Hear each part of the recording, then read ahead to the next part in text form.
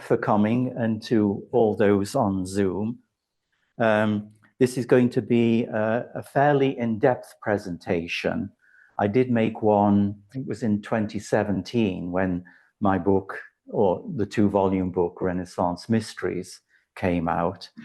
Since then, also, my research has gone further and deeper, not only just looking at Renaissance pigments, but also things that you can find nowadays that weren't available for the Renaissance painter, like Brazilian fuchsite, a beautiful green.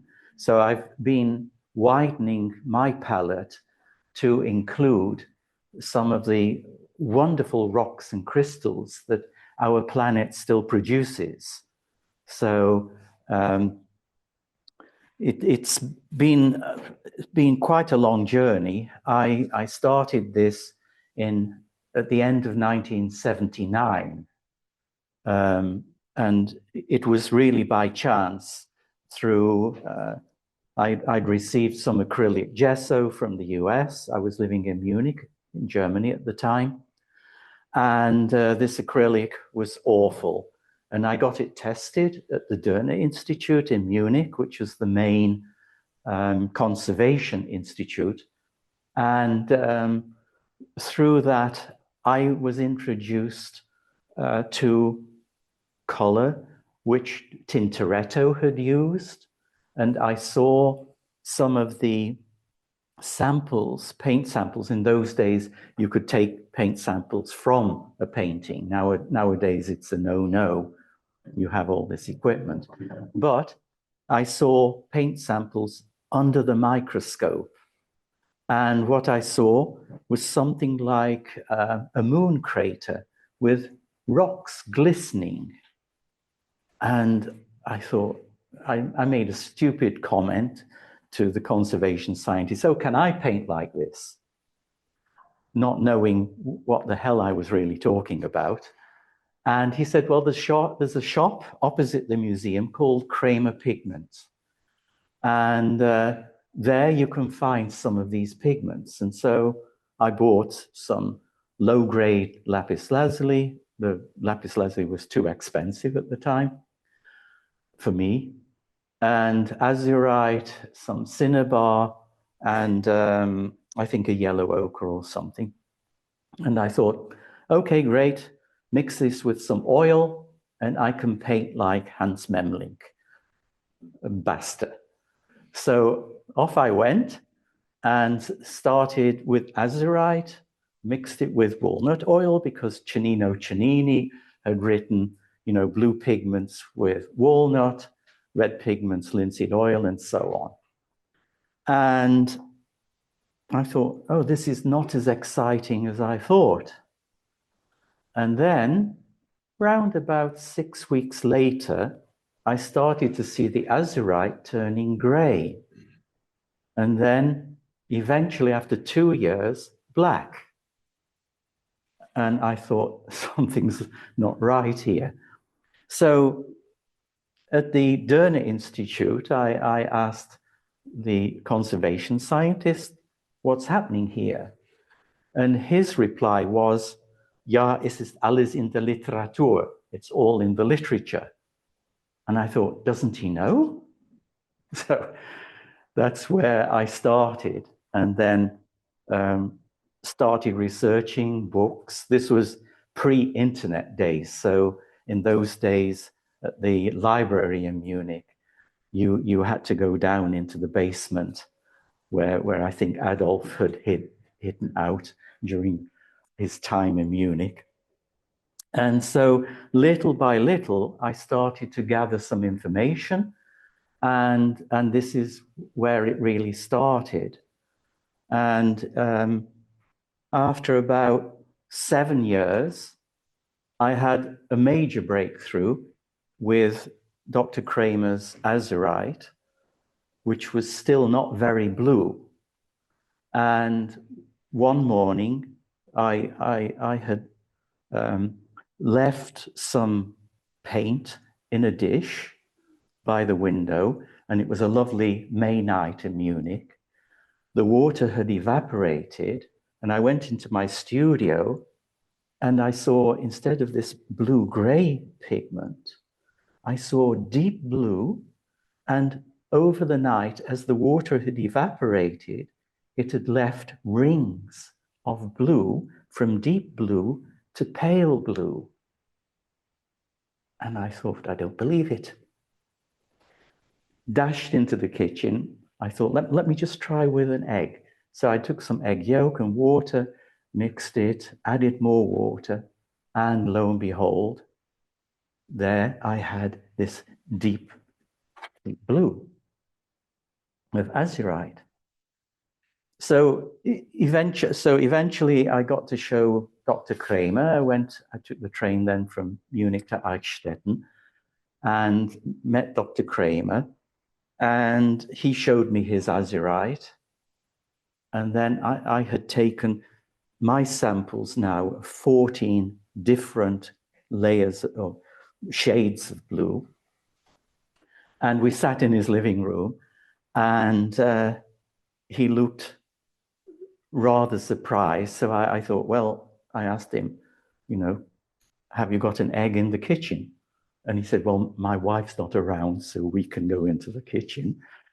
And then I showed him this.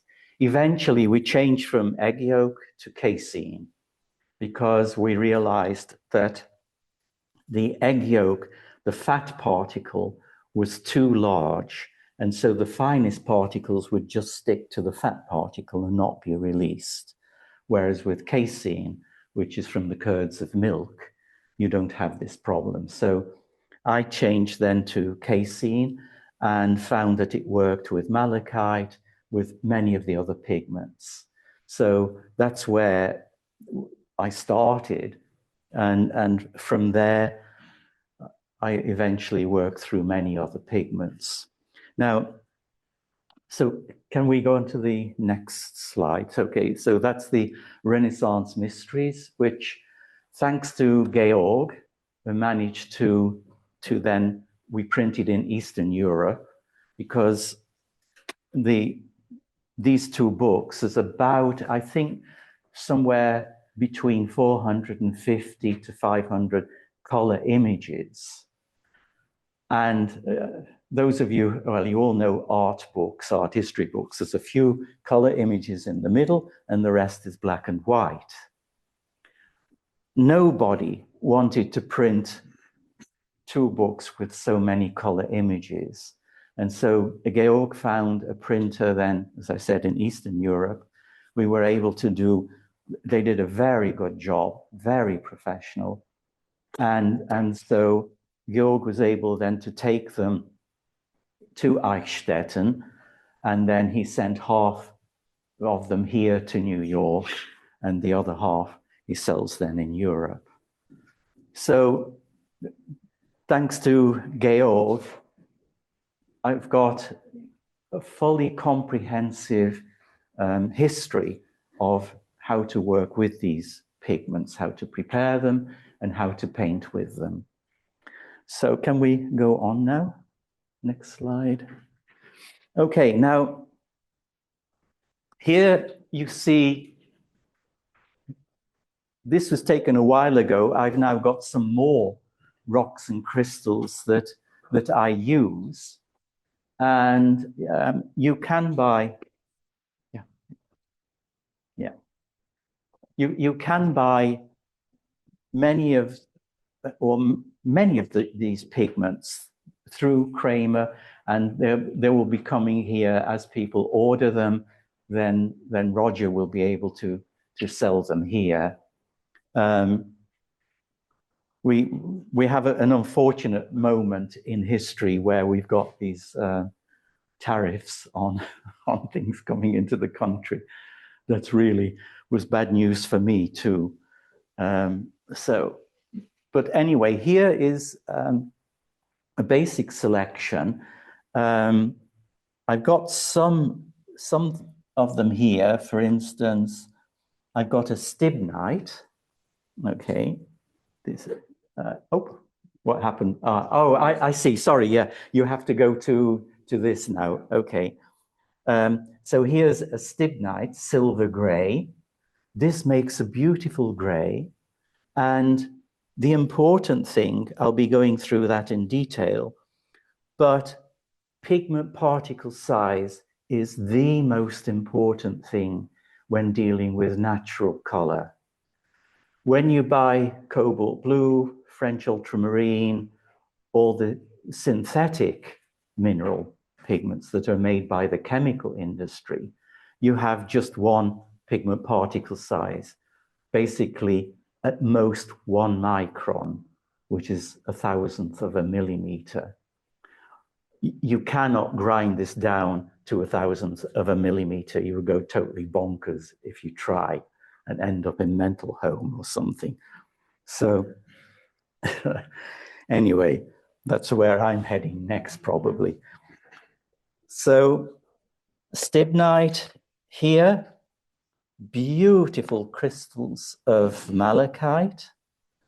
This is the most purest malachite I was able to find. I don't think I'll be crushing this up. I use it for demonstrations and so on. But it comes in all sorts of qualities.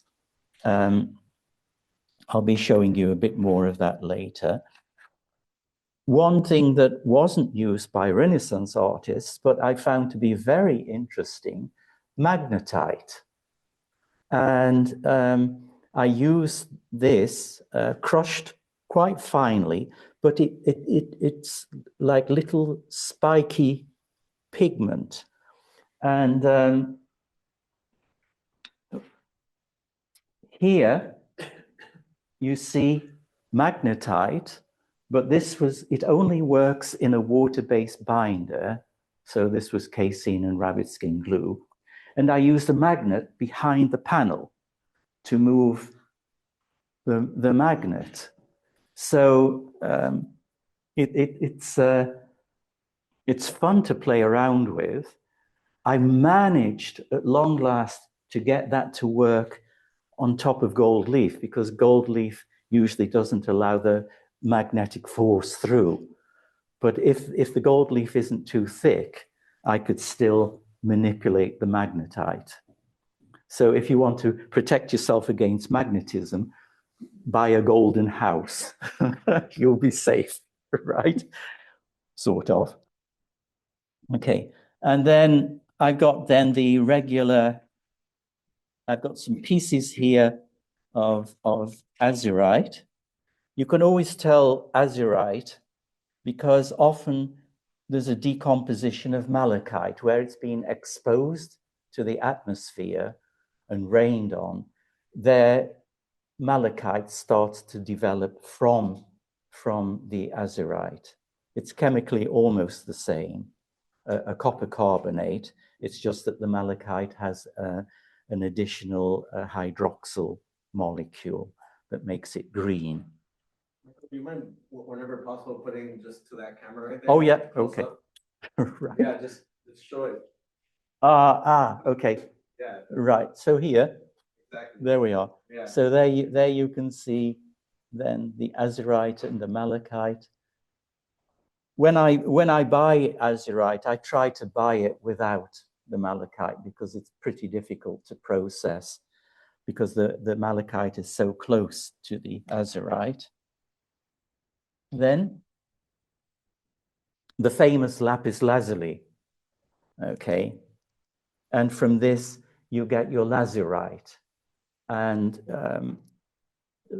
I will be dealing with that a bit later. I've been getting this from Pakistan, a dealer in Pakistan, but right now that's a problem. Everything's a problem right now. So, but fortunately, I've got quite a supply in my studio, so it keeps my assistant happy. I hope happy. So then, as I mentioned, this was not available in the Renaissance. This is a Brazilian fuchsite. It's incredible, this silvery green. And so it's colors that you can play around with that you'll never get in a tube paint. Okay. So that's just a few of the crystals that you will see. Okay, so can we go back to the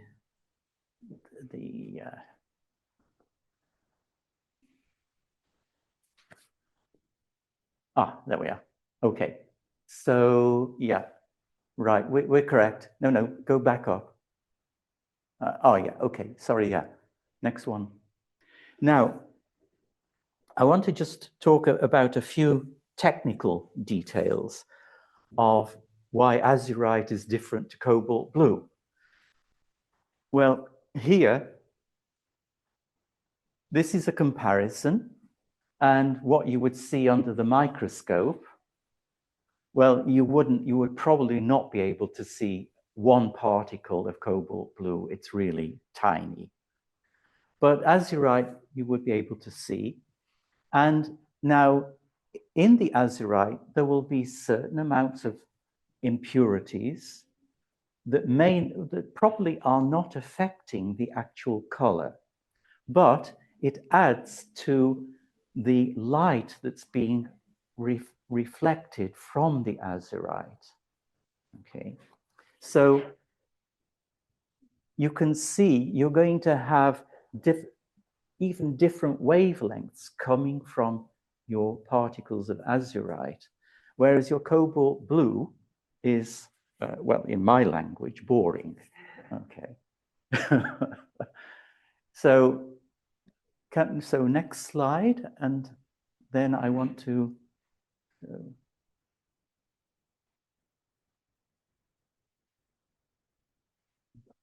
you got it? Wakey, wakey. Okay, right. So now this is where it really gets different. And these are your simplified paint layers.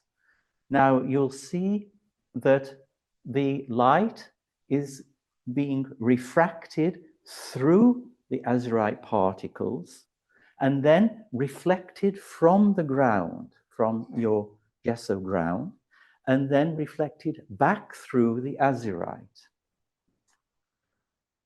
The cobalt blue, it doesn't matter how thick you make it, it's only going to be reflecting from the surface. Now, this is an important point I'll be talking about quite often, and that is to do with chromatic depth. Now, you all know, the term chroma and purity, intensity, saturation, and all these words. But chromatic depth is something which is really a special part of these pigments, from rocks and crystals. Okay, this is just a huge difference. That's why, well, hopefully, I think most of you will probably be seeing the Raphael exhibition coming up at the Metropolitan soon. And it's, I think, really important to know what you're looking at. And unfortunately, most people who are doing the selfies don't know what they're looking at. But Raphael, I will have some painting examples of him a bit later in the presentation. But this chromatic depth was something that I began to realize that with this painting process, it's a slow painting process. It's not like on Instagram when you turn around and you get 1,000 clicks. This takes time. Now, with here, I've just got 2 paint layers. In Munich, there's a Botticelli painting. And in this Botticelli painting, there are 14 layers in one part to give this incredible brilliance of the color. The painting was restored a few years ago, and I couldn't believe it. After they'd removed all the yellowed varnishes that idiots had put on over centuries, thinking that it would make the painting look better, and it just started to cover as the varnishes yellowed. But when I saw then after the restoration, I couldn't believe it. So 14 layers is no joke, because you have to wait for things to dry. So you're not going to churn paintings out left, right, and center. Okay. And so now, can we go on now to the next one? Okay. Okay. Now, when you buy these pigments from, the Kramer pigments, everything has been basically going through this process where you crush up the rock and then you have to sieve it. You don't want to grind it down too finely in the beginning, because the finer it is, the more difficult it is to remove the impurities. This is one of the problems of using mechanical means, because when you drop the rocks in and it just breaks them up, very often things become too finely ground, and you can't then remove the impurities. Last year, I was approached by a Chinese manufacturer, and they sent me some examples of their azurite. And when I received it, I was a bit shocked at how poor the quality was. They ground it up too finely, and they couldn't remove the impurities. So it was still a sort of bluish gray. And I thought they had not learned anything from the Japanese. The Japanese were years ahead in terms of their preparation. In the Nihonga tradition, which is mineral pigments in a high glue called nikawa. It's a very nice high glue. It's a bit weaker than our rabbit skin glue, which is, of course, not from rabbits. Fortunately, I'm a rabbit, so. And this here, I've got an example of the Japanese azurite. I bought this in Kyoto 2 years ago when I was in Seoul giving a presentation at the museum there. And the Japanese tradition fortunately survived the Second World War. There were just a few Japanese artists who managed to survive and carry on this tradition. And now it's taught in Japan. There's quite. I met an artist in Kyoto. She came from Tokyo to meet me, and she complained that the azurite was too expensive. So she was starting to use other cheaper pigments. This was expensive, more expensive than what Georg has been selling.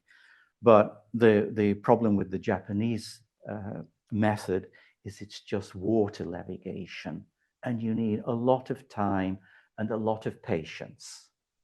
You crush the rock up, mix it in the water, it settles, you pour off. Again, dry, grind, and mix, settle, and so on. With my technique, using a weak casein solution, you can see there at top right, there you've got the impurities rising very quickly, this kind of greenish gray. And so you pour that off, and then you can add more water, mix, and then I dry it out with my double boiler, and then grind it down a little bit more, levigate it, and again, more impurities rise until eventually you see no more impurities rising. And then, and here you can see just a little bit of the impurity until you end up with different blues then, from deep blue. Can we go switch to here? And so, does this, oh, you have to switch to that now, yeah, okay. Okay, so this is my deep blue. I'd probably get a job in Japan if needed. And then you can see this, yeah, a different particle size of azurite from the same rocks and crystals. And then compared, then it's this one, and then much paler blue as the particle, the pigment particle becomes finer. Okay. And this applies to most of the pigments. The larger particle size will be deeper in color, the finer you go. For instance, let me show you. Have I got, yeah, I've got a sort of medium size malachite. Okay, I forgot to bring the deepest one, but anyway, you compare, I've got pigment this color and pigment this color, and it's all to do then with pigment particle size. And so you can get a huge range of colors just from actual grinding and levigation. When I've bought the pigments directly from Kramer, sometimes I've also then done a levigation, because then also, like with tourmaline, this is hell to grind if you're to do it on your own. I bought some from Maine. Maine has lots of tourmaline, okay? But boy, oh boy, it is hard. And I thought, well, I know Georg's got the equipment for this. I've just got my big pestle and mortar. And so something like this, or with the jaspers, I've usually bought from Georg. Where are we? Also a jade. Jade is pretty difficult, so that I've bought from Kramer.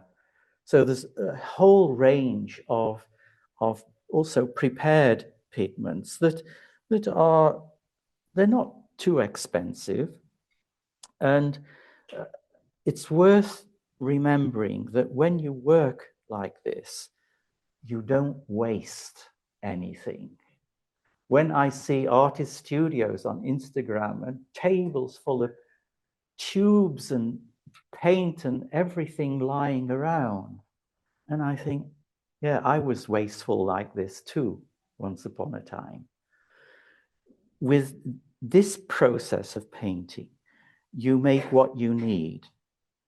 And if I'm left with anything, I just put the pestle on the paint and it keeps the air out. So the next day to 2 days, I can still keep using that paint if I've just made too much. Okay. Sometimes it is, even after all the years I've been working with, sometimes I might make a bit too much. I overestimated what I might need. And then I just keep it. And of course, I'm working on different panels, different paintings at the same time, because one has to dry a week, and so then I'm working on another, and so on. So I have a kind of rotation going on. Okay, now let's move on the next slide. Yeah. Now, this was really a very interesting part of my research, because the husband of one of my models, he came to one of my parties in Munich, and he saw what I was doing, and he said he was a high-tech person repairing chips, microchips, and they had some equipment that using a focused ion beam could cut one particle of azurite and then image it by bombarding it with focused ion beams. So we took then my large particle azurite, one that was unprepared and one that was prepared with casein. And the remarkable thing was that, and there you see this large particle, small particle, and cobalt blue as a comparison. Okay. And so he cut the particle in two, imaged it, and there you see the thing below is the plate that it was on. Compared then with the azurite that's been levigated and is coated with a protein layer. And when I saw that, I sort of joked and said, oh, it looks like an English omelette. Deadly, right? So this, for me, was also confirmation of this whole process, that it's having its effect. So, okay, I think we can move on now. Let's move on to the next one. Where are we? Number 8. Okay. Okay, there you see the result. Quite different colors. Okay, large particle azurite down to small and medium size, compared with, and you see the cobalt blue, it just coagulates. The pigment particles are so tiny. Whereas here, even with the finest that I could achieve, it's still particles that you can see. Okay. Okay, so let's move on now to this. So here, this is with other pigments in which I've applied the same principle. And there I've got this malachite, cinnabar, then chrysocolla, and a regular yellow ochre. Okay, now with the malachite, you can see the image, the top right one in that square. It's got this greenish gray floating. So with each one, with each pigment, you will see different kinds of impurities coming out. Okay, with the chrysocolla, that was interesting. This kind of yucky, sort of grayish green floated, and I was quite surprised how beautiful then the chrysocolla became. At first, it wasn't all that exciting, but after the levigation, I was knocked out by it. And then we have the humble yellow ochre, which you can find everywhere. I think the one I had picked up in southern France. I don't know if I've got one here. Oh yeah, I've got a very fine medium. This becomes quite dark in resin oil paint, and it stays about the same color as a water-based binder. this yellow ochre is a very rich ochre. So when it's in a water-based binder, you can control then if you want to have the deeper color or the paler color. In oil or resin oil, it becomes quite dark, but also quite translucent. And I was very lucky because where I was staying in the Provence, this collector of mine has this huge property, and his neighbor had the ochre cliffs, and normally you're not allowed to collect the ochre in the Provence, but this was on private property, and the person said, go ahead. So I came back with a few kilos of brown ochre, yellow ochre, and red ochre, and it'll last me a lifetime. It's really wonderful color. So, and yellow ochres, I mean, I picked up some a few years ago. My wife and I, we were in southern Utah, and we'd gone to see the Grand Canyon and do the tour. And on the roadside, there were some various ochres. So I filled my backpack up with different ochres. And of course, at Las Vegas airport, they thought I was bonkers. What's this guy doing with a pile of rocks in his backpack? Normally people go with lots of money. So, okay, so this is then the levigation with other pigments. And so when you buy prepared pigment, you can levigate and also try grinding some of them down to make finer pigments, because generally I think Georg produces a sort of average pigment particle size, but you can really change things, try things out and levigate them, and then you can even with a simple brown ochre, you can have different particle sizes. Okay, next one. Now, this was a story and a half. I spent many years trying to sort out how to get purest lapis lazuli. So here are some of the specimens. In the middle, top middle, you can see crystals, which is so difficult to come by now.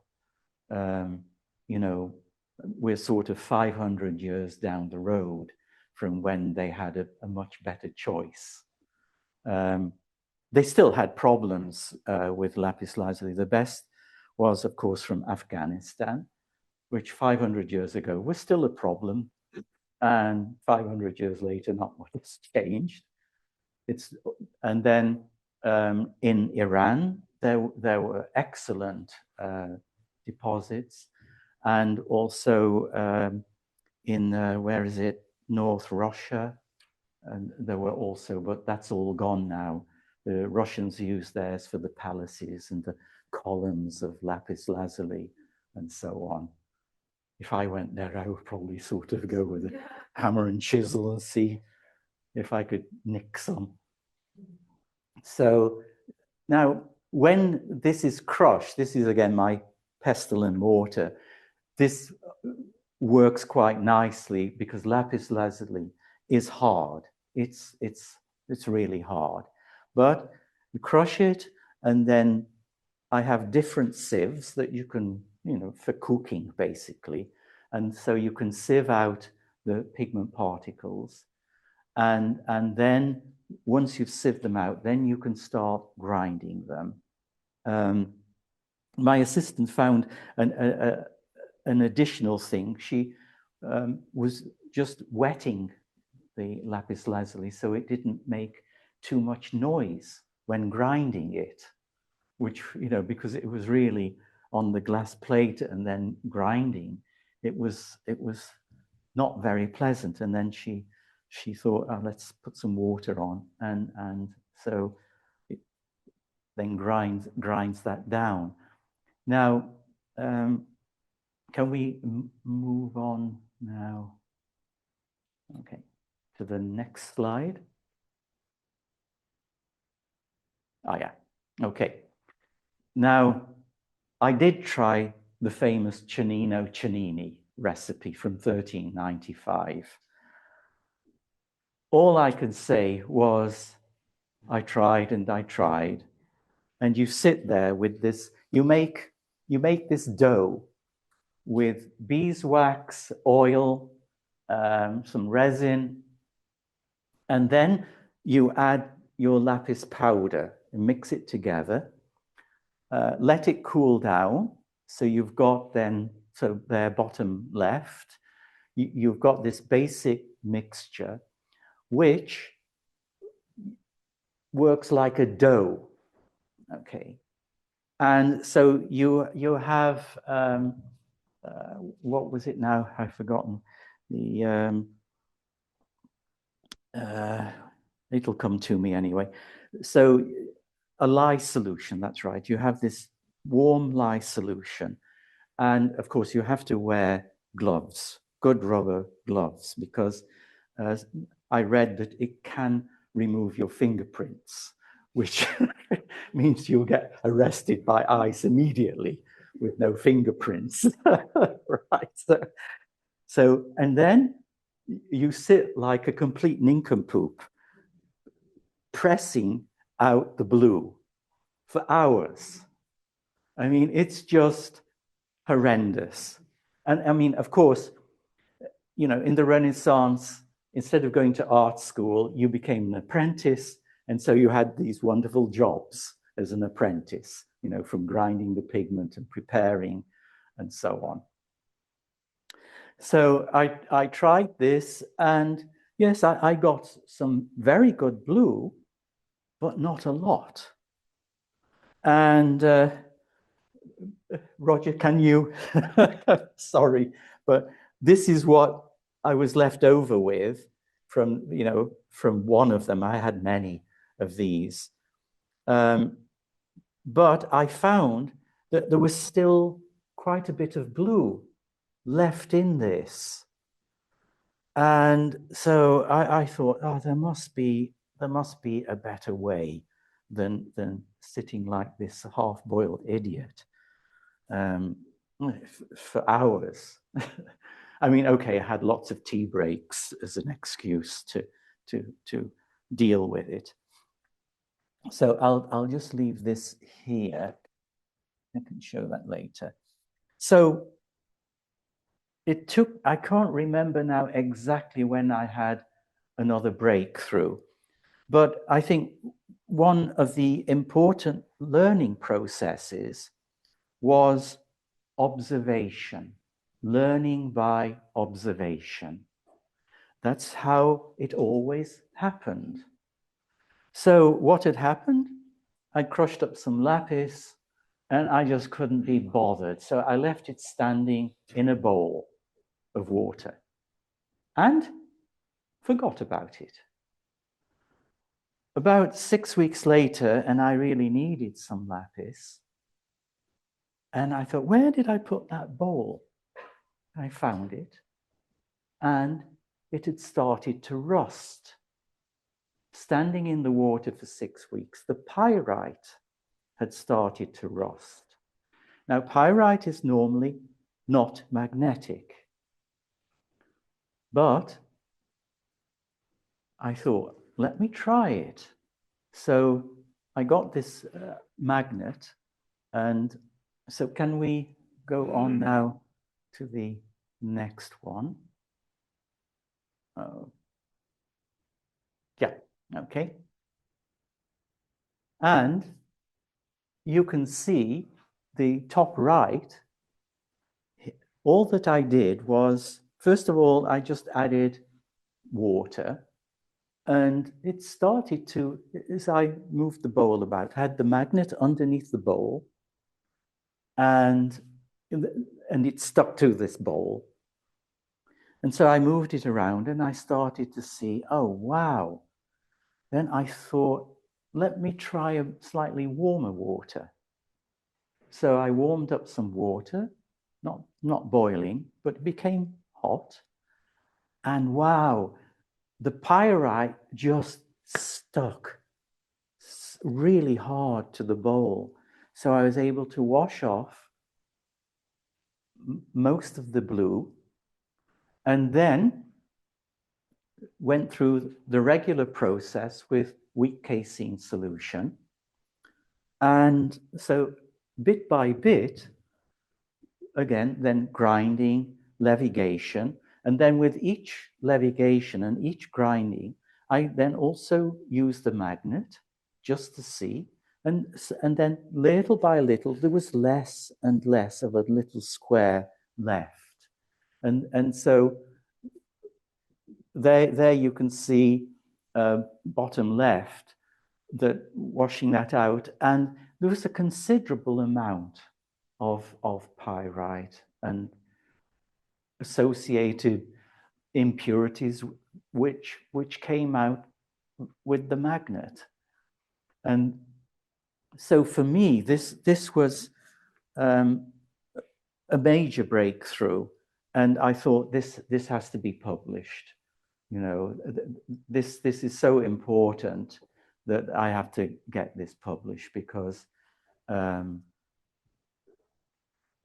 the quality of the lapis lazuli that we're able to get now, some of it is very good, but it's with a lot of impurity. So the blue may be of excellent quality, but there's also a lot of impurity. I've had one artist friend of mine, she works in the Persian tradition, and she came to me one day. She'd bought some lapis lazuli from an Indian dealer, and she wasn't sure about its quality. So I said, okay, well, let's just pour some boiling water on it. And out came all the blue dye. So I said, go back to the dealer, tell him that you just visited Sherlock Holmes, and say you want your money back. And the thing is that you have to be careful. Right now, I saw online someone selling azurite as a tube of oil paint. And I thought, and he even says it's a little bit gritty. I thought, come on, this is nonsense. The poor artists who buy this will find what I found. In 2 months, the blue is gone gray, and so on. And also someone, I think it was Canadian, selling lapis lazuli as tube oil paint. You cannot, I'll be going into the binding mediums in detail. You can't do it. It will all turn black in oil, even walnut oil. The walnut oil yellows too much, and you don't get green, you get black. You'll see this a bit later. So anyway, this was basically then producing my lapis, which is, so here is, you can look at this afterwards. This is what I call my B1. I've got A, A1, A2, and then B, B1. So it's, and oh, okay, I've got lots of it. So I go a bit mad with my lapis lazuli and gold leaf, but I thought while I'm still here on the planet, I might as well indulge myself as much as possible. So, okay, this is then this beginning with lapis, and here, oh yeah, where are we? Yeah, that was the right one. Yeah, okay. So there you see my range, and there you see the impurities. For this photo, I really worked to get the impurities completely separated, so you could see the rusted pyrites and what's called ultramarine ash. Okay, this is, it's not a very pleasant color. artists have used it, I think, when they didn't have a bishop to pay for the paintings and so on, right? So we all need bishops or whatever. So there you've got this range, and of course it is totally different to French ultramarine in the way it works. I think most of you know what happens to French ultramarine when you add titanium white. You get this horrible blue-gray. Well, with lapis lazuli, when you add a natural lead white cerussite, you get a most beautiful pale blues. It's just unreal. It's just a very different world. So unfortunately, chemically, the synthetic ultramarine is the same as lazurite chemically, but there's a huge difference. And of course, one of the big differences is you cannot produce French ultramarine with the pigment particle size of natural ultramarine. There's no way. Chemistry is chemistry, and it will produce tiny pigment particles. Okay, I mean, as you've seen, the microscopic images compared with cobalt blue with azurite. Okay, let's move on now to the next slide. Okay, so I'm going to just cover some of the tests. It took 3 years for me to test different binding mediums. Unfortunately, now there's a problem with getting the resins into this country. So I don't know what the solution will be. I still have lots of Strasbourg turpentine from the white Austrian fir. Fortunately, I stocked up on it years ago, so I've got enough, I think, till I kick the bucket anyway, so I'm not too worried about that. But I can offer maybe 1 or 2 solutions, alternatives to using the resins, because the fir balsam resins ended up being one of the most important binders with azurite and with lazurite, and the pigments of low refractive index. So the pigments of low refractive index that let more light through, any discoloration is almost exaggerated. That's why it's not just the yellowing of an oil, it turns it black. So, but anyway, over 3 years, I tested many different things. The conservation science often said walnut oil with traces of pine resin. And at this time, I was doing a lot of research at the Derner Institute in Munich. And in conversation with one of the conservation scientists, he said, well, you know, after 500 years, there are only going to be traces of pine resin because this is a volatile substance. So it's going to appear as oil paint, which was so misleading. And then I began to think, what if it's the other way around? Because we'd done various tests and sent tests out to different laboratories, and lo and behold, we kept getting different results back. And I thought to myself, can I trust this? So I decided to just do it alone.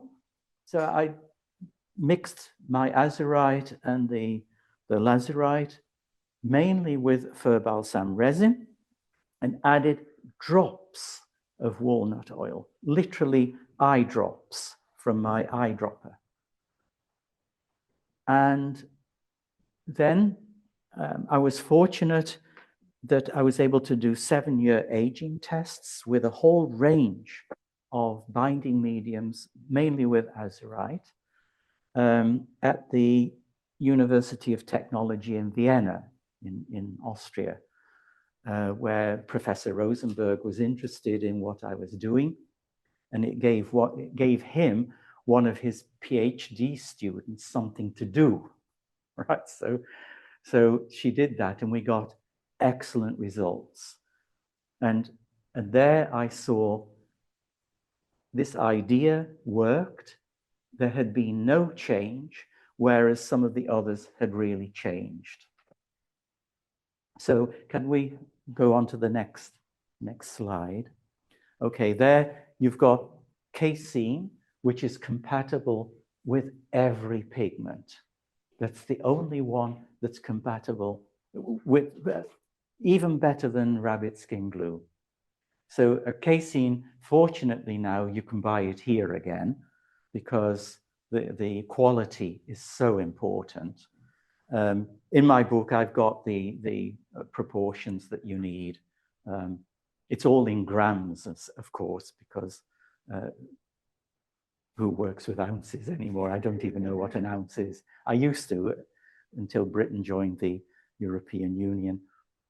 So and we changed. So there you've got casein, and which is, of course, the main component for the levigation technique. Okay, so next slide. Okay, here you can see my nightmare.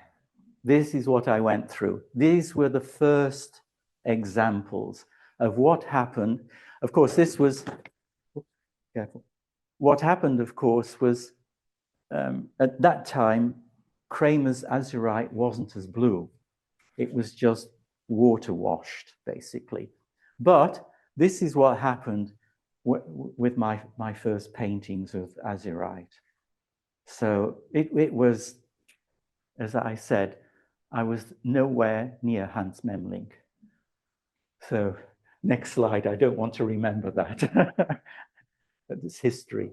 So then I started testing out some, and here you can see this was part of the 7-year aging tests.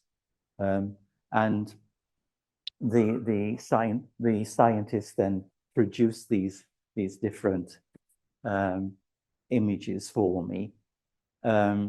This is in my book in terms of all the details of what is what, and corresponding with, as you see, azurite and linseed oil, gray,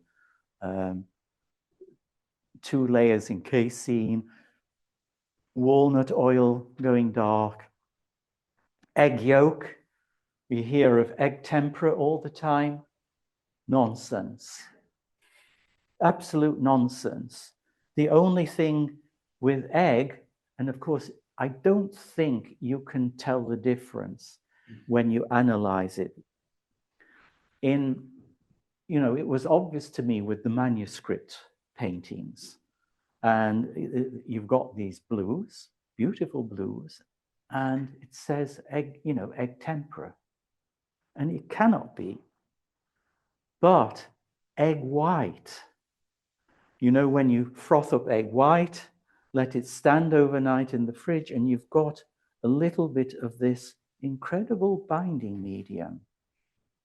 And that, I felt, this works with azurite and lapis. So it could be this, but I've got no proof, of course, because now it's hundreds of years later. But that would work. But this idea that egg tempera, this is a problem. I once tried it with orpiment. I think it was orpiment. And so I mixed some of my, the egg yolk and water with orpiment. Oh my God, the chemical reaction. I had to stand back. The sulfur was given off, and suddenly I had this, again, an English omelette. It was incredibly yellow, incredibly deadly. I had to open the window, and I thought, wow, forget this business with the egg yolk.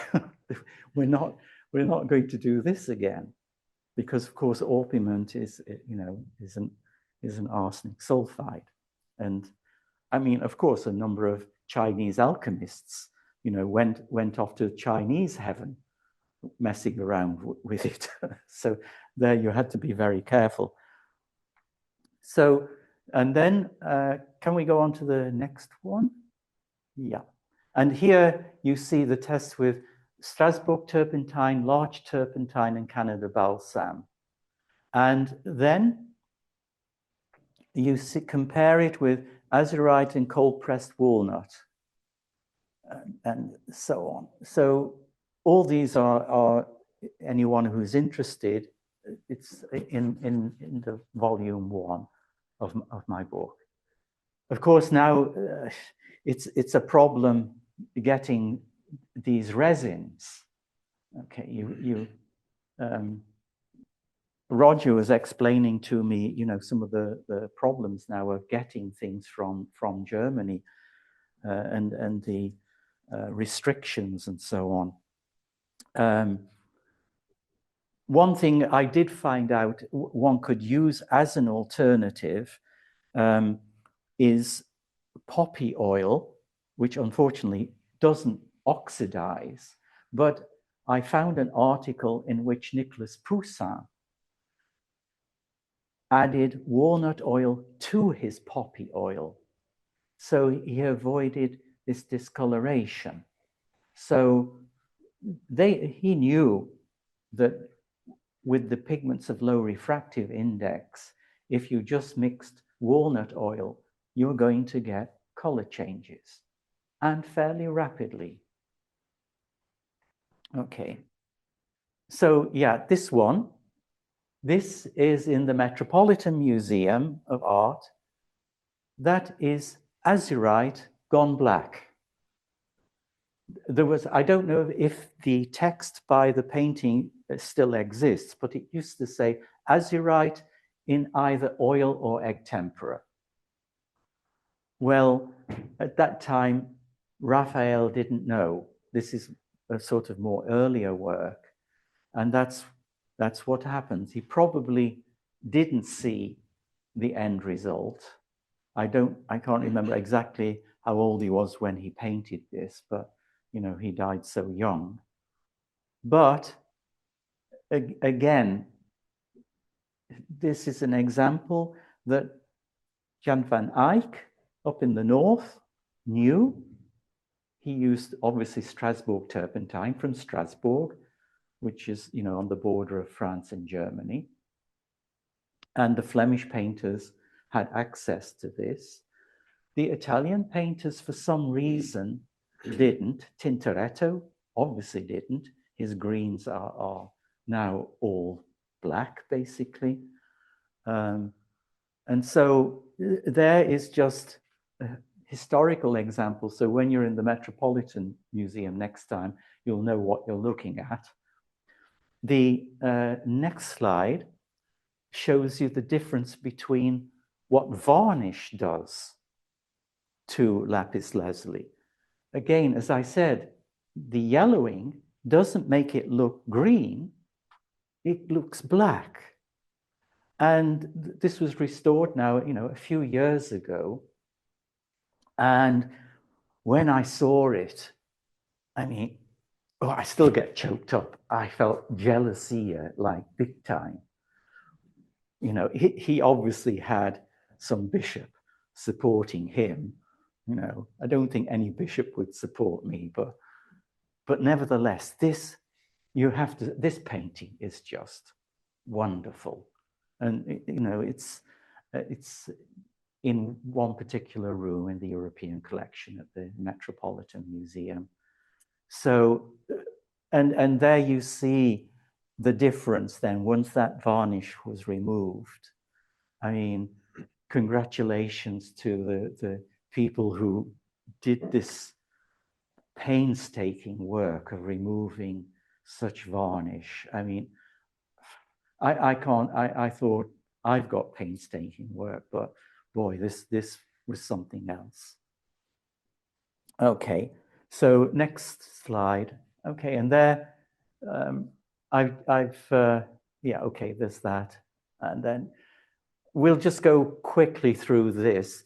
This is in the book where I've got a table of, or 3 tables of oil, resin, and what works with each pigment.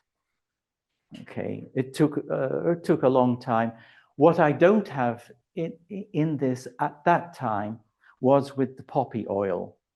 I hadn't mixed the poppy oil with the walnut oil. I tried the poppy oil, but after 2 months with the lapis lazuli, it wiped off. It didn't oxidize at all. So, and then after reading that Poussin had added some drops of walnut oil. And again, I have to really point out, we're talking about drops, not like modern times where, you know, you pour this amount of stuff out of your bottle. So and then the next one, you can see that there we've got the greens. Now we've got with the various reds. With the cinnabar, linseed oil is fine. I always add some fir balsam resin because that speeds up the drying process. Just then the other way around, a few drops of the resin. Okay. One should avoid a 50-50 mixture because it will remain sticky for a long time. So again, I use my eye drop thing. And then you've got then stibnite, galena, then pyrolusite, tourmaline, vesuvianite, magnetite, and so on. There's all these possible pigments. I mean, if you go to a jewelry store and find some nice emerald, then instead of having a necklace, you can crush it up and have beautiful emerald paintings. Yeah, there you need one of these awful billionaires to support you.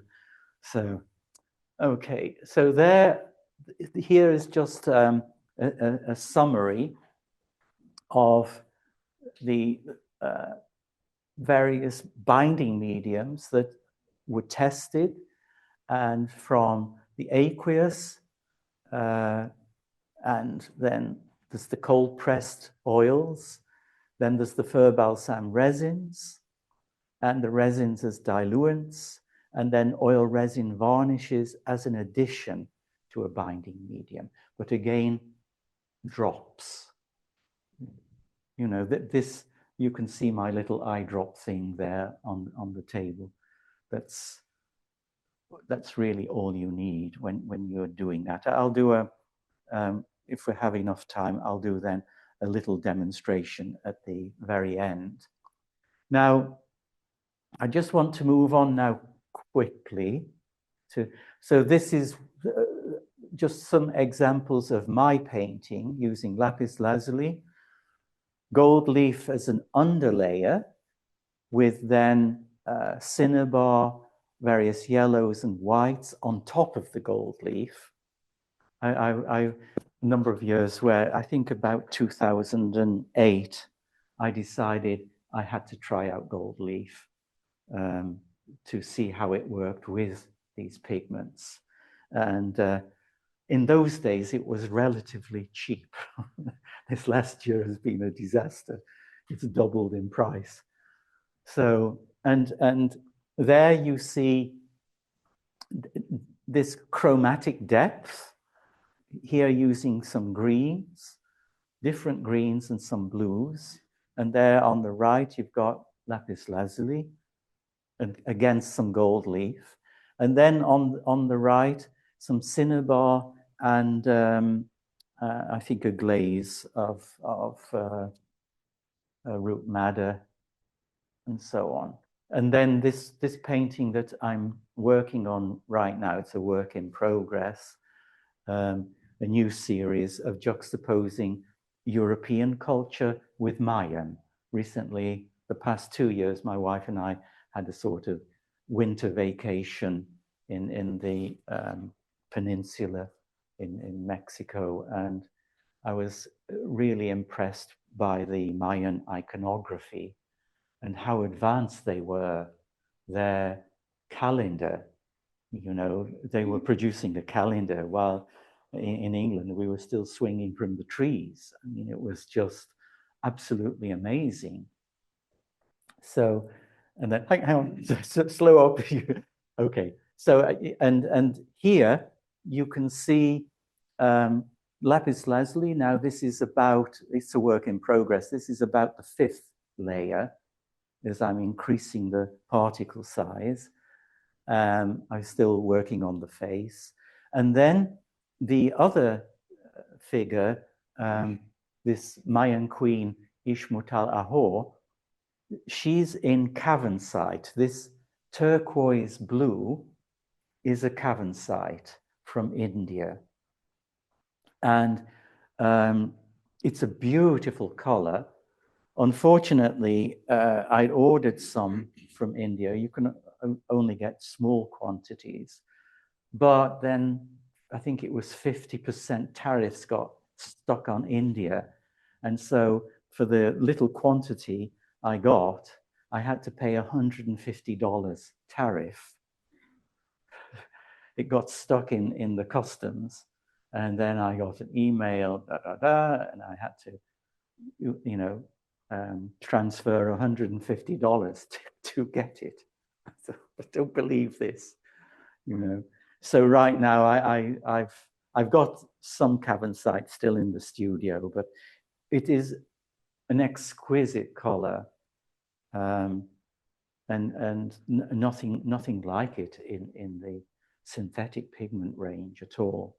You know, it's much nicer than any sort of turquoise blue, and it has this incredible sparkle.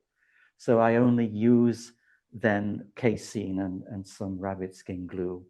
It works really best in a water-based binder.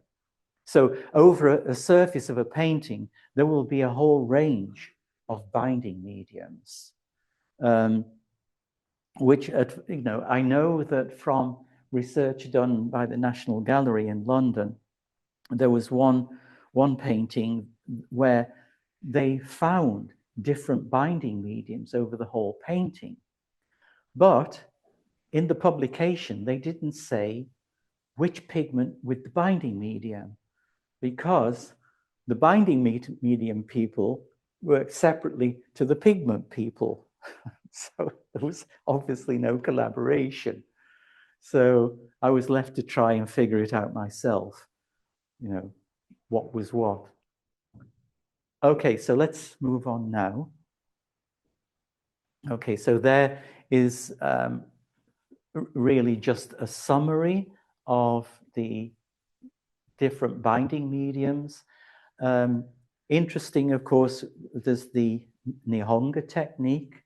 There was for a while an interesting gallery from Tokyo in Chelsea.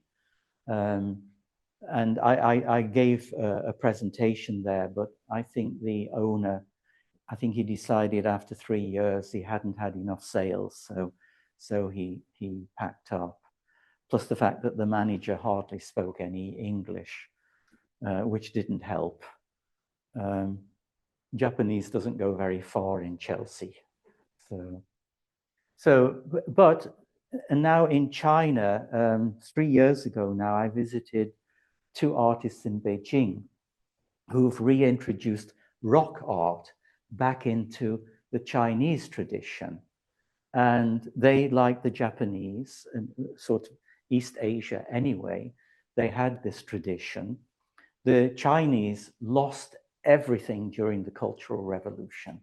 I don't think there was even a book left to even describe how to do anything. And none of the artists survived who had worked in this way. So that's now happening in Beijing, I know. While I was there, this former PhD student was now, from Vienna, was now in charge of a science museum in Beijing. So we got together and she put me in touch with people in Western China.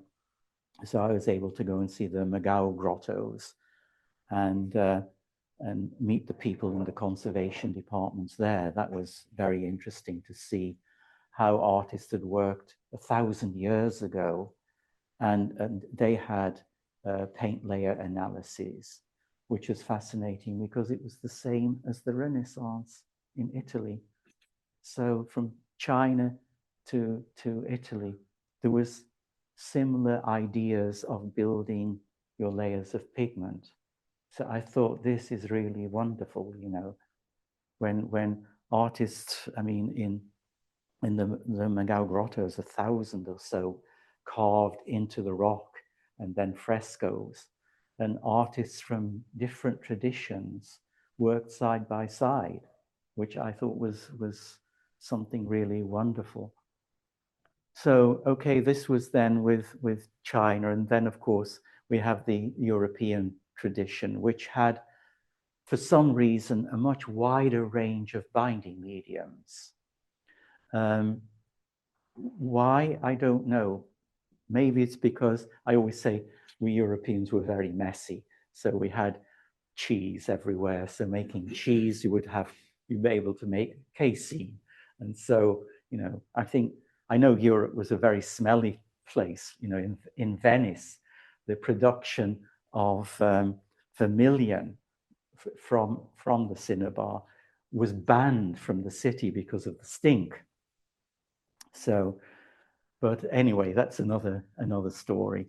So let's go on now I want to just finish up now with some of the things in volume 2 for not only for artists, but also art historians and conservation scientists, because all this is where it began for me in the early 1980s.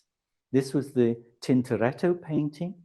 It's about 16 feet tall, 16 feet high.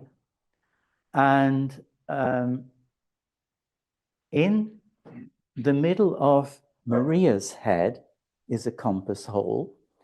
2 meters below, directly in an apostle's head, there's a compass hole.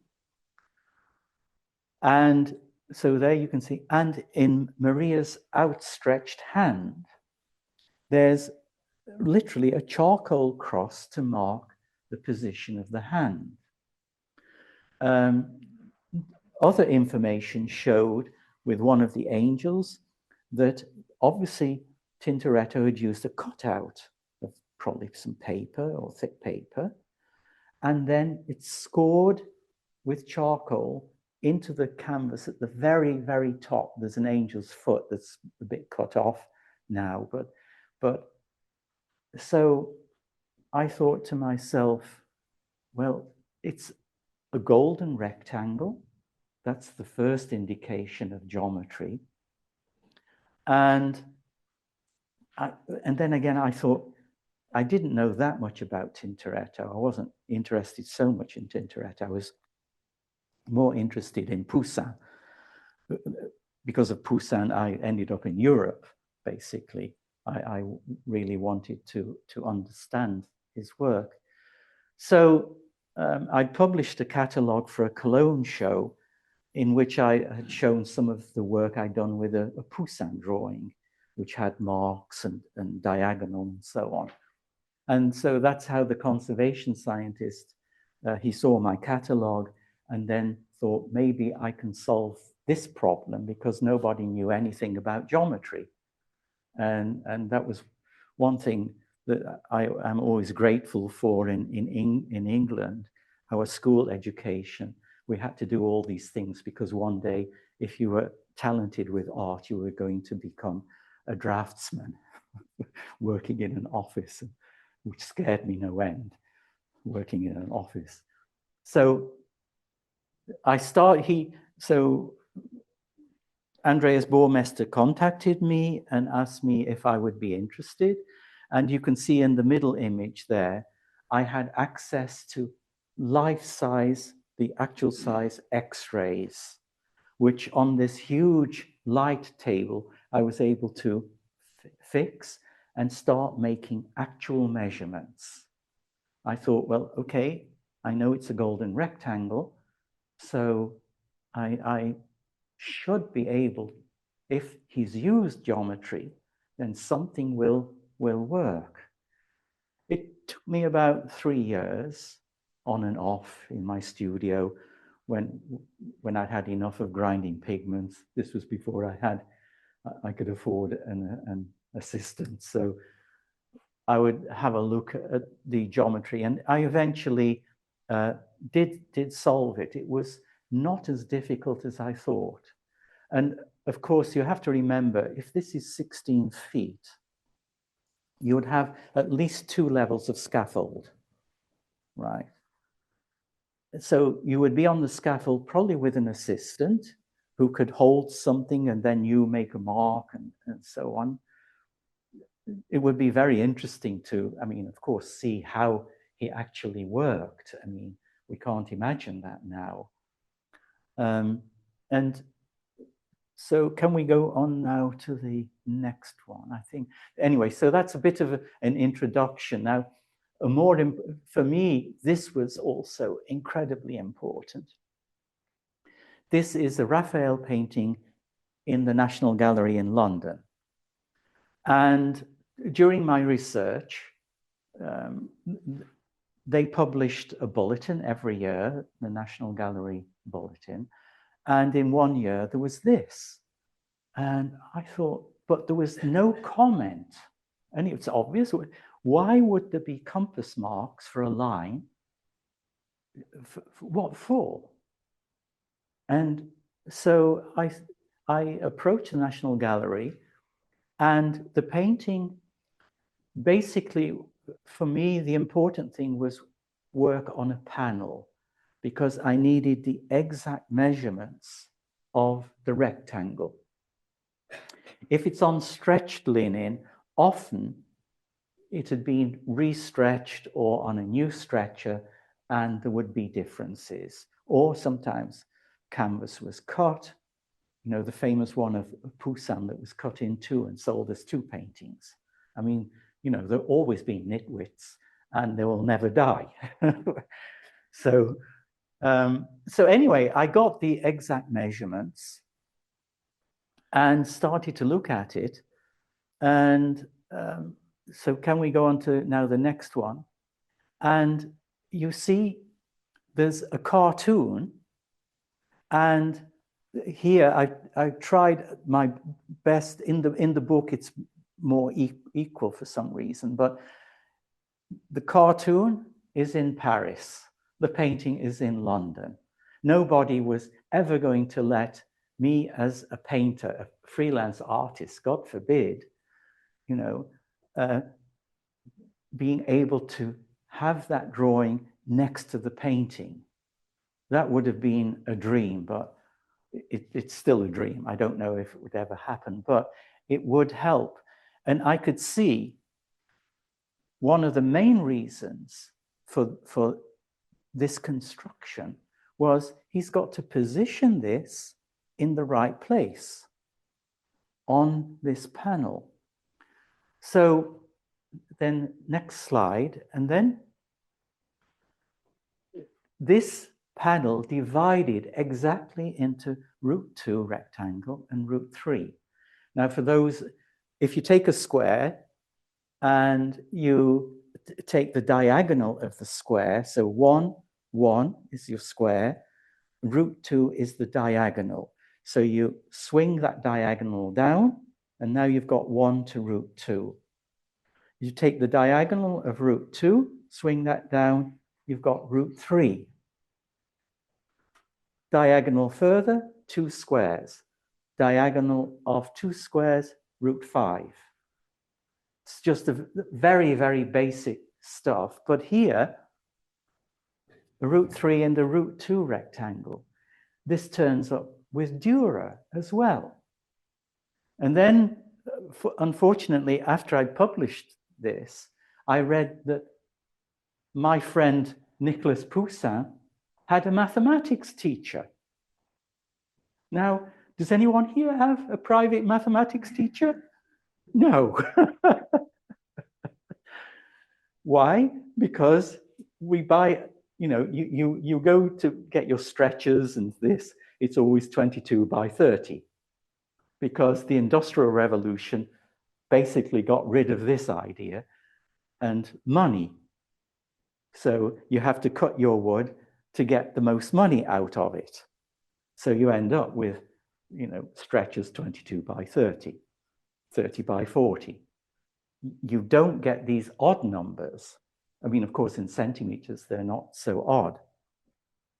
But so for me, this was then really important. Okay, so we can move on now. And then this was basically the geometrical analysis. It was not so difficult for me to then work out the blue line is what was shown on the X-ray. I was able to, and literally within a millimeter. So, and so there you've got your root 2, you've got root 3 and root 2, and then you divide your root 2 into 2 root 2 rectangles, 2 vertical root 2 rectangles.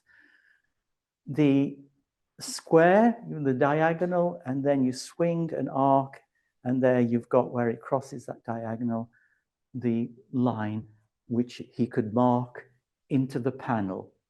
So it would be just a faint line. And if I could get hold of that cartoon by Raphael, I could then examine how he really positioned the cartoon. And there must be something on that cartoon which would align nicely within this panel.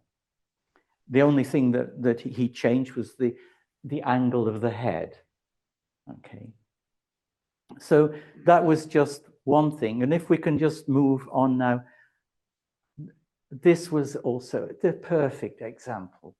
This was, I got the exact measurements.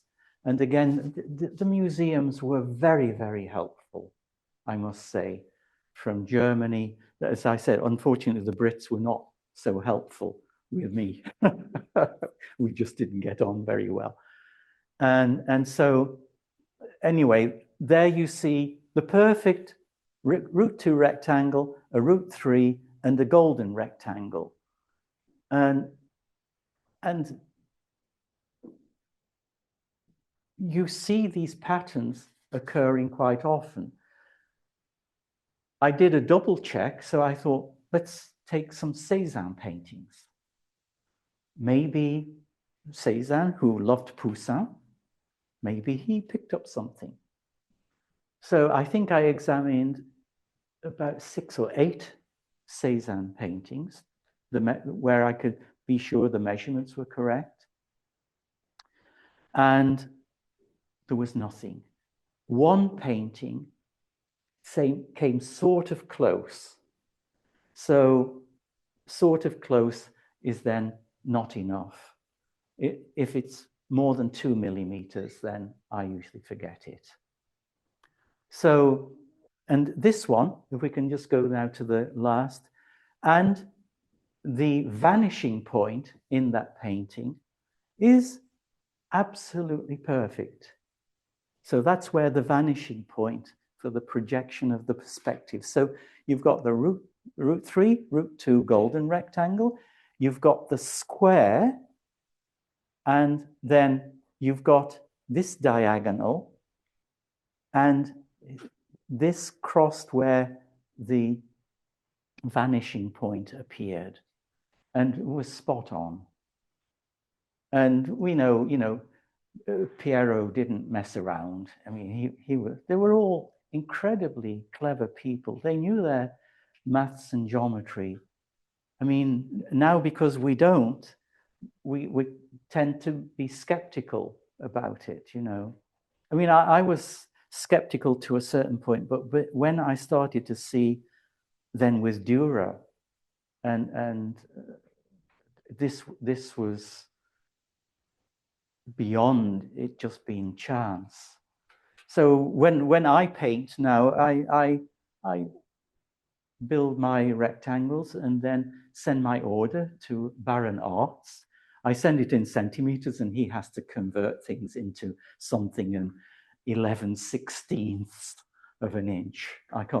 You can't do mathematics really with 11/16. It just becomes idiotic. So, okay. So anyway, that's basically covering that. Now, have we? Yeah, we've got enough time still. I just want to now, perhaps we can move now to this, and I'll take, I just want to take now, this is cerussite. This is a natural lead white. It's actually quite different to lead white. I mean, I've made lead white from corroded lead and so on, but cerussite crystals are something quite different. And I did find out that Titian used cerussite because up the road from Venice, there was obviously quite a bit of cerussite and dolomite up in the Dolomites and so on. So I just want to take a little bit.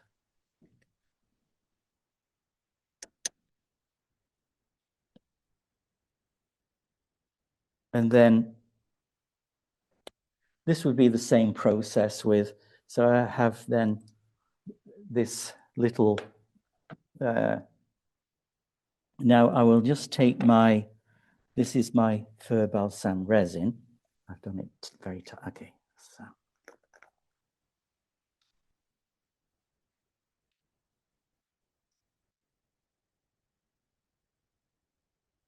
So a few drops of that, and then just mix that in. Can you see that all right, Roger, on the screen or? Yeah, okay. Okay, so here it's a bit like a paste. Oh, I see, yeah, I'm behind there. Okay, and then, let me leave that out. And then to this, with this one, what I will do is add a tiny bit of walnut oil. The very first time I used cerussite, I used just walnut oil, but in 3 years it had gone yellow. So again, you know, these things take time. So now, 1, 2 drops of walnut.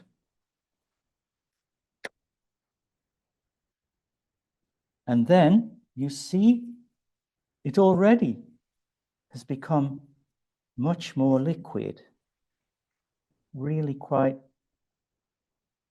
And when this is mixed with lapis lazuli, it gives you a beautiful pale blue. But what I want to do today is just take a tiny bit of cinnabar.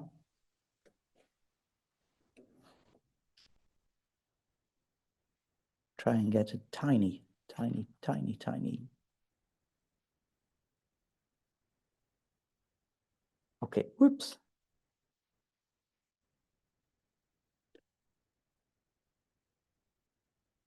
And then mix that in. And you see what a beautiful pink.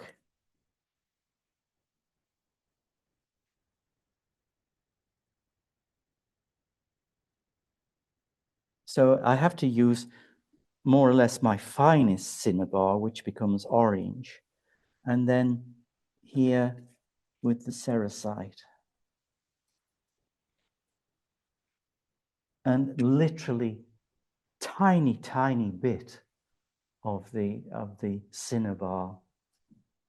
And then let's see if I can do a paint out. Where's my, oh yes, I've got a bit of spirits of terps here, just regular spirit of terps. And then just, This is a bit yellow, but okay, I don't know if it's, maybe I'll try the back side of this. Oh, this is white, okay.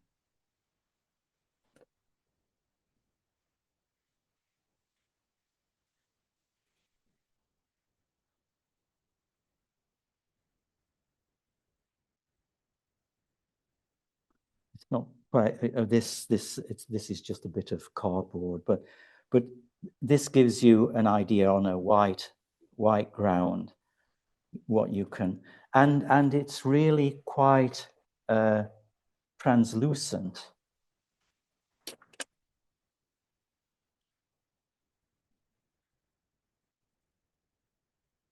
Okay. And with cinnabar, for instance, with a few grams, you can cover a large area. Okay, so each different pigment has a different covering power, of course. As I said, pigments of low refractive index, you'll need more paint to cover an area, and pigments of higher refractive index will cover more of an area. So one has to remember that when mixing the color.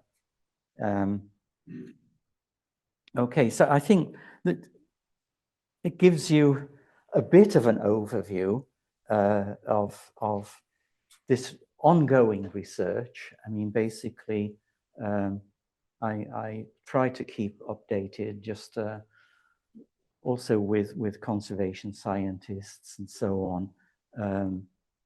Bit by bit, I'm now allowed into these places. Recently, well, last year I went down to Washington, D.C. to talk with Bob Berry, and that was interesting. The research there had shown also the use of quartz powder with I think not cochineal, but I think it was also root madder. And you know that root madders, when mixed in, even in linseed oil, can take a long time to dry. And she had found quartz powder. So I tried it out. She thought that this would speed up the drying, but I tried it out and it didn't really. But it was interesting how it made the red become more glowing. And so I found to speed up the drying process anyway was by adding the fir balsam resin. So using fir balsam resin and some linseed oil for the red glazes, and they dried quite quickly. So anyway, that gives you, I mean, I could go on ad infinitum. So if there's any other questions, you can feel free, and I'll try to answer them if you have any. Okay. So, okay. Yeah.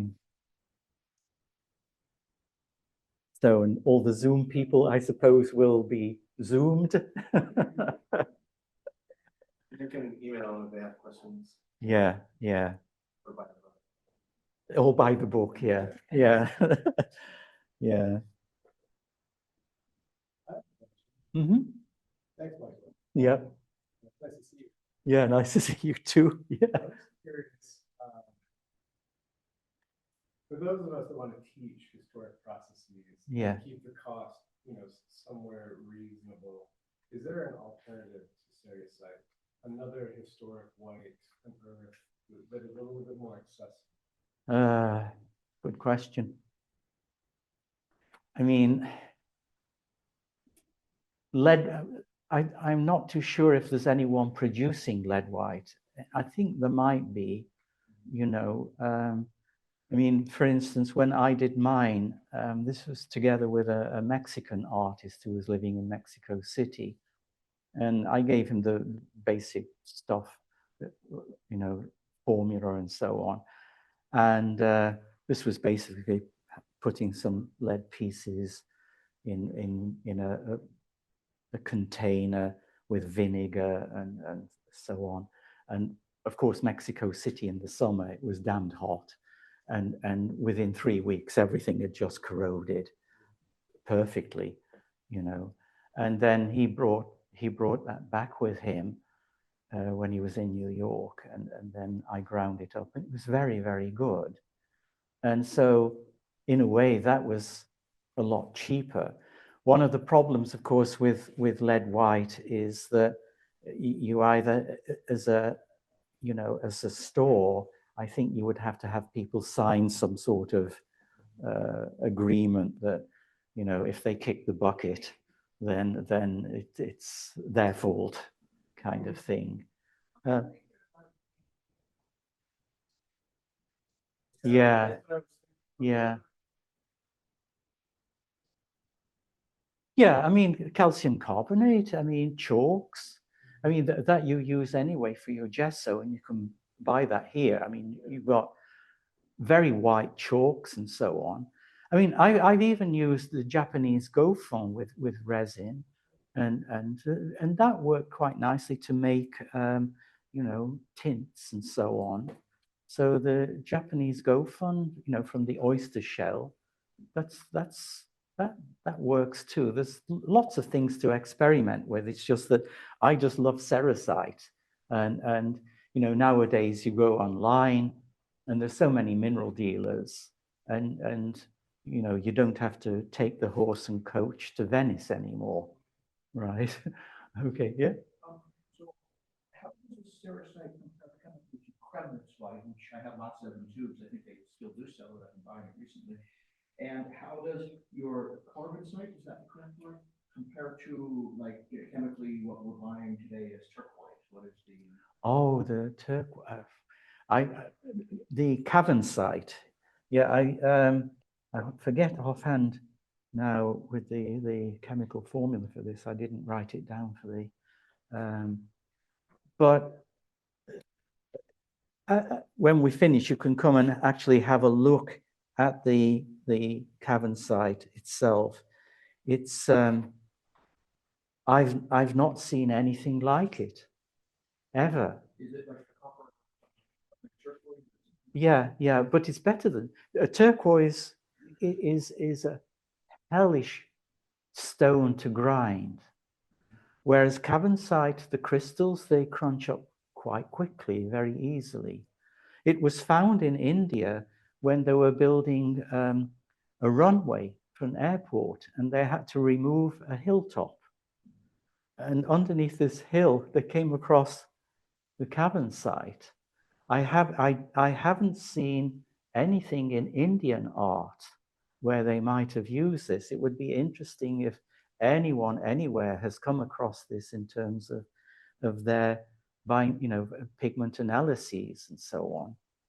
And so turquoise, I have worked with turquoise, but it's a grind. I've tried. I've never been happy with that white. I've found it very difficult to work with.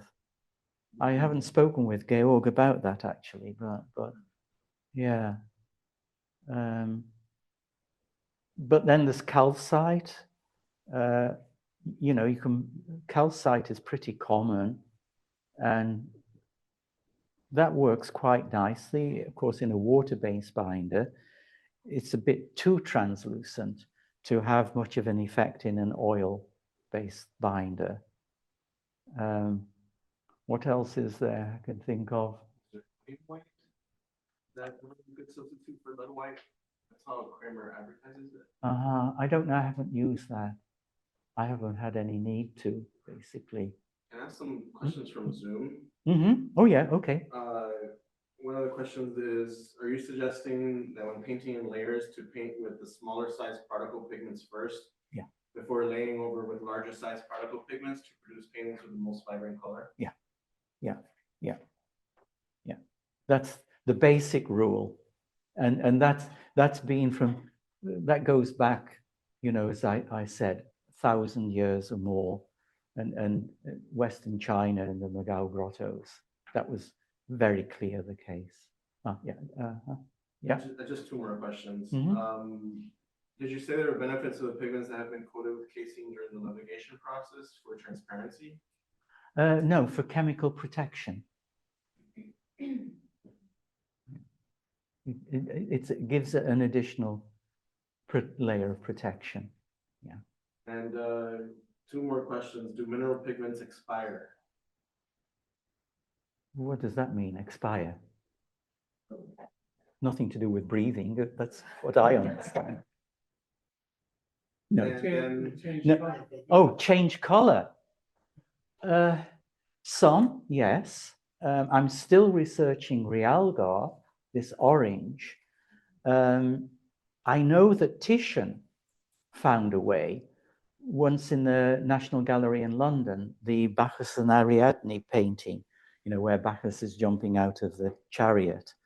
And right in the middle of the painting was realgar. And I recognized it and I checked it out, and it was still very orange. Now, realgar is affected by ultraviolet quite strongly. And it turns then to what's called para-realgar as it becomes more yellow until eventually it starts to look more and more like orpiment. I've discussed it with Georg, and he didn't really have any solutions, except I'm trying out one of his varnishes that has ultraviolet protection. If that will work, I don't know. I've also tried something that seems to work a little bit to stop realgar changing, is that with a thin glaze of root madder over it that makes it even more orange. This is the orange of realgar. Okay, it's a very large particle. This would have to be worked on. Okay, but one has to be very careful because it's an arsenic sulfide. So if you vape or smoke, then don't go near it. Do you have a favorite medium and why? Sorry, Do you what? have a favorite painting medium and why? No, I don't have a favorite. It's purely rational. What goes with which pigment for longevity?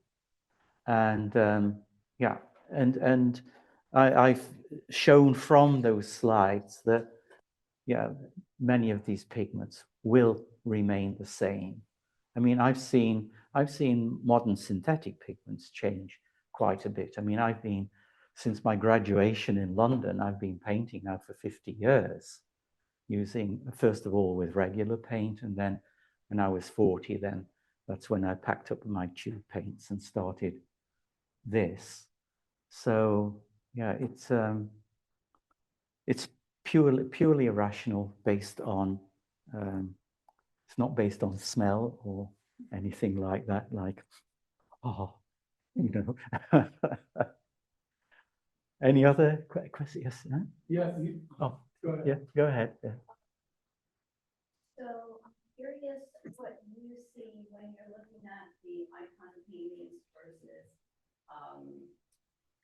paintings that are done with egg tempera, pre-Renaissance, Renaissance. You mean sort of like late medieval? Still, because in the icon painting, at least the method I draw the pigment, find the pigment. And so just visually, what do you see when you're building fine to rough or coarser versus the inverse?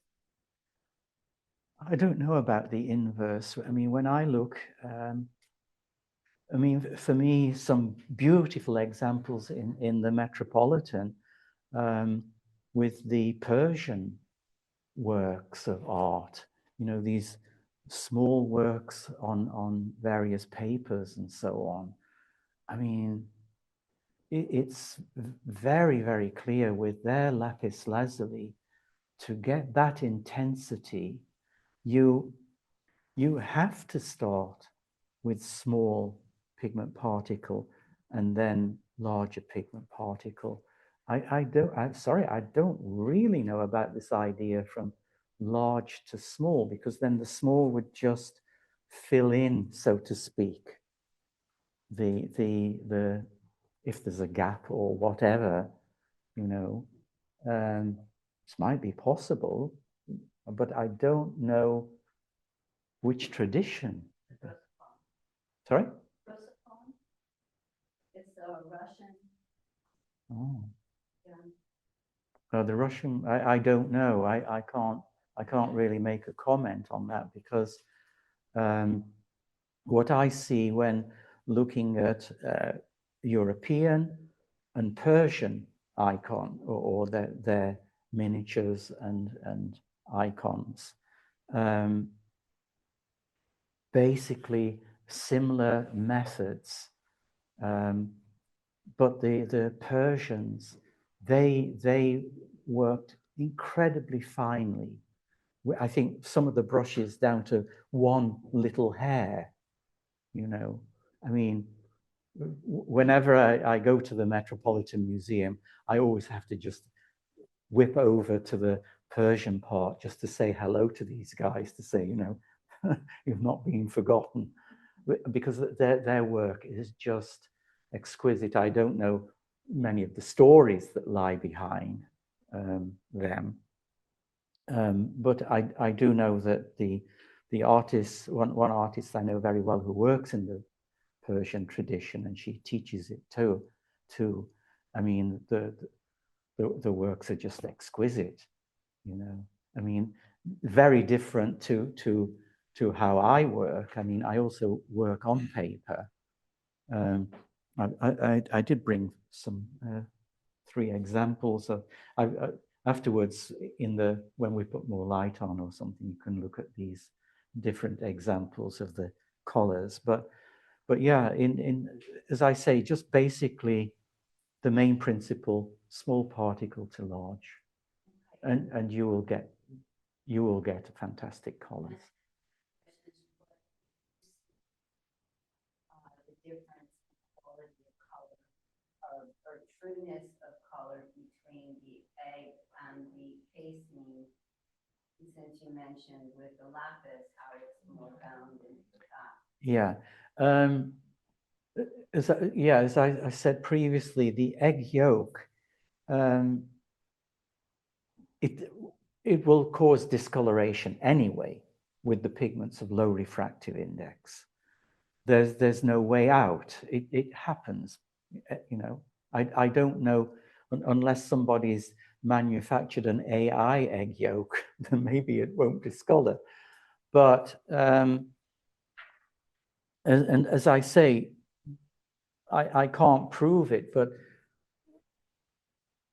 I'm quite certain that the egg white is the one that is with the azurite and the lapis lazuli in the manuscripts. I mean, there's just no other way. By now, even if it were kept in darkness, it would discolor.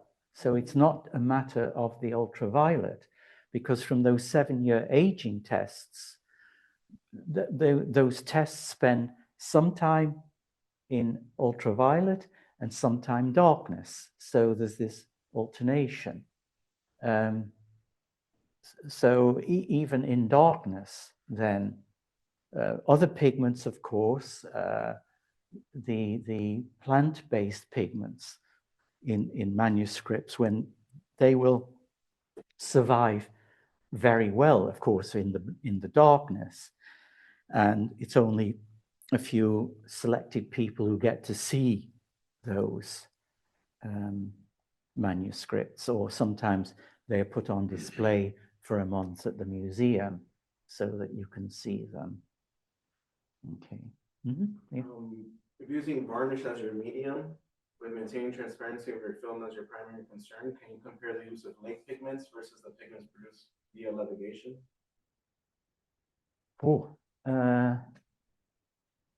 Let me get this right. So the plant-based pigments, what was the... Can you compare the use of lake pigments versus pigments produced via levigation and using your medium? The lake pigments. Yeah, I mean, the lake pigments with with the fir balsam resin and some linseed oil, I've not had any problems. They seem to be very stable. You don't leave the painting sunbathing up on the roof or something. Of course, you know, you can get it to fade in that sense, but otherwise, and plus the fact that even when I do a glaze with lake pigments, I may have 2 or 3 layers. I just give it time, then put another layer on. And because, you know, as you can see here, you don't need lots of stuff, but thin layers are important. That's not this thick paint that you see now everywhere, but thin layers. And that's perhaps one of the most important things in terms of longevity and allowing things to dry properly. You know, everybody's in a rush. I always use the Korean term, makes my wife laugh, you know, bali bali, hurry, hurry. and that's unfortunately where, of course, because of the pressure that artists are under these days, different pressures, you know. So it's important just to not just working with these pigments, but generally if you're working also with the synthetic mineral pigments, give them time to dry each layer. And, you know, as I mentioned, I think, you know, with French ultramarine or cadmium red and so on, you can add quartz powder. Not a lot, but a certain amount of quartz powder, which will improve this translucency.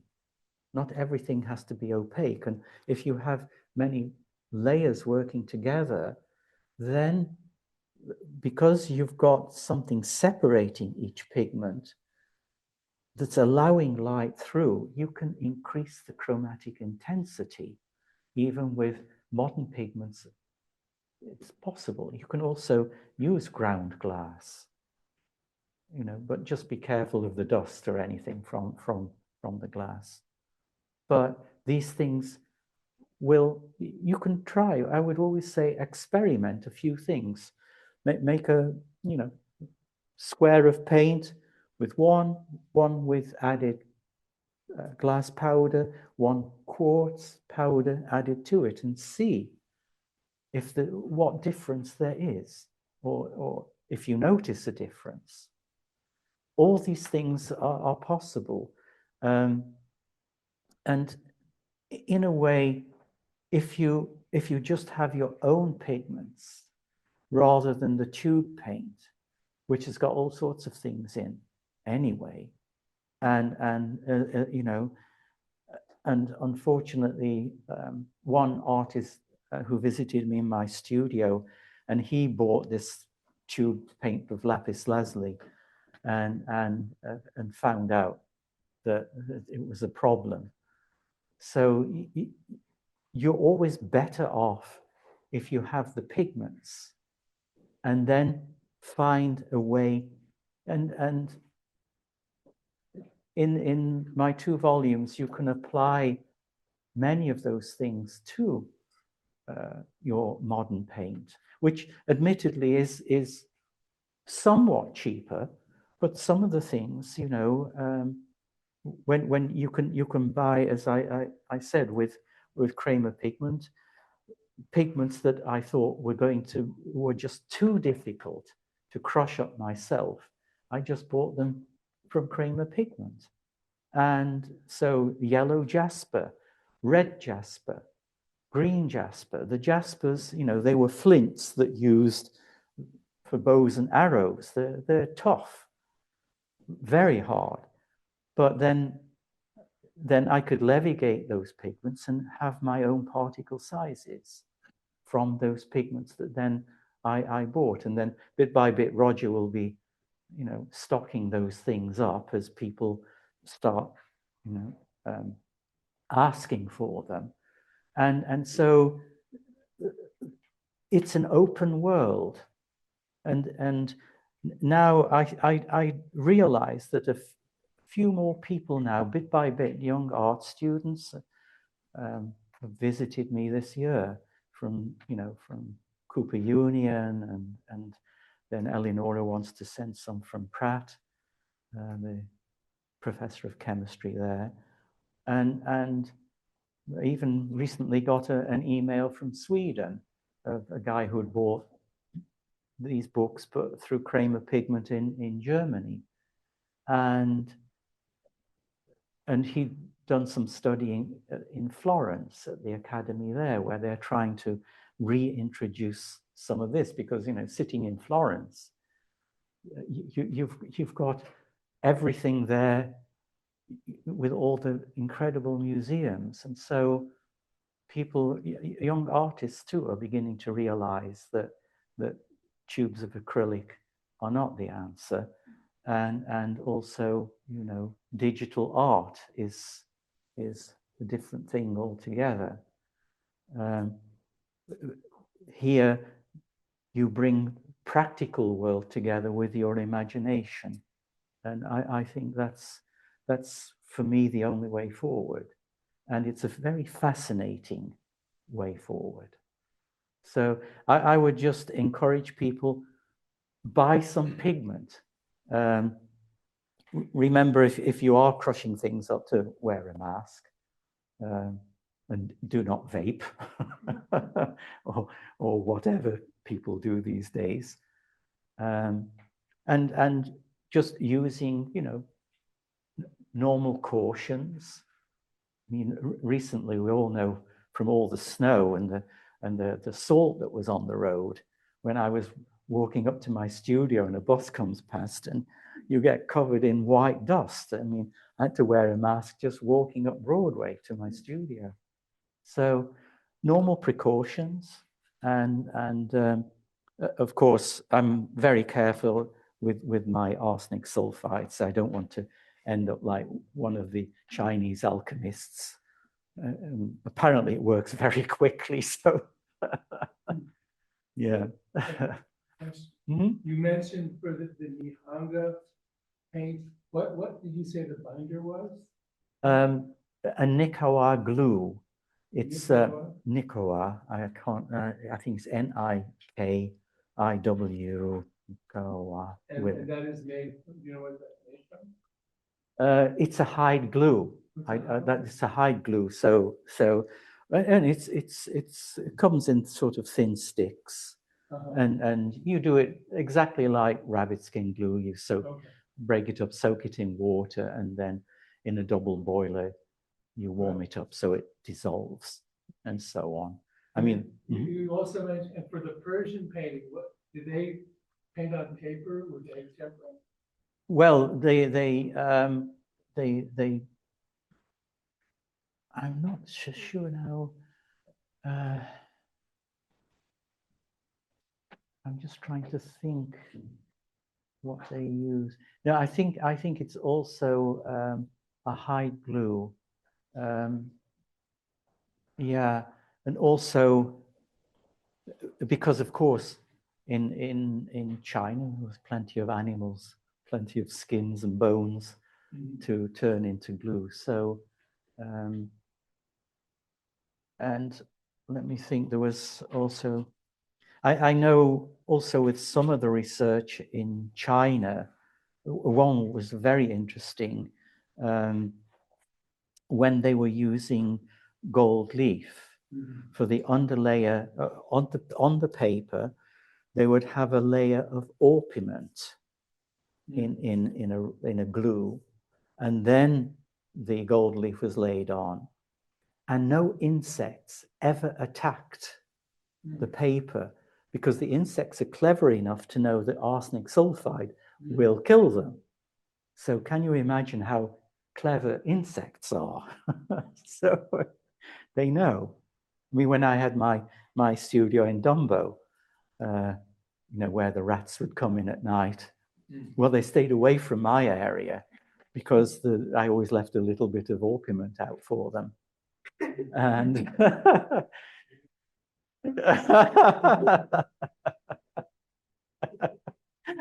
it was, was it 6 months? Oh, it was a year, was it? Grinding pigment. Yeah, that's right. That was when famous sculptor Barry Flanagan financed that for me. Yeah, yeah. Mm-hmm. I have a very basic question.